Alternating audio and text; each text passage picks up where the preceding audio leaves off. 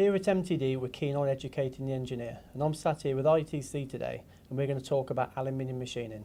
Hi, Paul. Hi, Joe. So all I can see here, we've got end mills, different lengths, different types. We've got square end, ball nose, through coolant, rippers. Can you just give me a brief talk on each of those, please? Yeah, basically at ITC we manufacture a complete range of aluminium geometry tooling. We start off with long reach square nose tooling, various helix angles available, various neck reaches. We then add radiuses to those products in standard metric format radiuses and going all the way through into a ball nose version. Okay. These tools are available, as you see here, in a long series and also the standard length tool.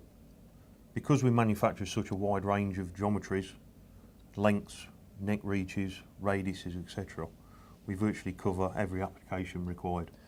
Okay, good. And obviously we've got the 2 flute and the 3 flute. I see that one's 55 degrees and that one's about 30 degrees. It is 30 degrees, Joe, yeah. Could you tell me the difference, why you'd use the different angles?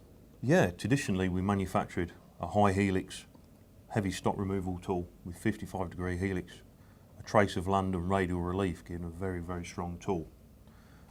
But the strength of the tool is somewhat flawed by the fact that it is very aggressive in cut with the high helix angle. Also, we have a single flute that goes over centre to clean the centre. We changed the design very, very slightly, using the same sort of trace of land and radial relief, introduced an additional flute and made all 3 flutes come to centre. Oh, okay, so you can drill with that tool. This tool will plunge very, very rapidly, and you don't naturally have to slow it down as you would do with a single flute over centre. The reduced helix angle also means it's less aggressive in the corners, and the surface finish from there, because it doesn't set up so much harmonics from having all the flutes in contact in an area. And 3 flutes move more material. Yeah, because people have various machines, nowadays there are more sort of high-speed spindles available, which generally require a 2-fluted tool because the machine is the spindle is rotating so quickly. The main problem is getting rid of the swarf, and 2 flutes will evacuate swarf a lot better. On lower spindle speeds, obviously to try and get metal removal rates up, the introduction of a 3rd tooth obviously increases the feed per tooth, obviously increases the feed by 50%.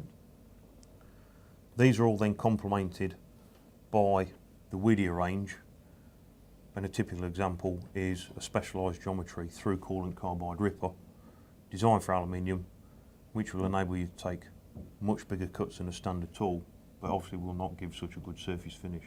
So ideal for very high stock removal rates, but you'd have to come back and use a finishing tool to actually get the required finish. We can also offer simple modifications to these tools because they're manufactured in-house, Joe. Anything like increased neck reach for special size pocketing, or if somebody wants a non-standard radius size on a cutter, we have machines set up to cope with those and modify them in less than a day. Okay, so you can get a standard product off the shelf, modify it to the customer's specification, all in the same day. Indeed, no problem. Impressive.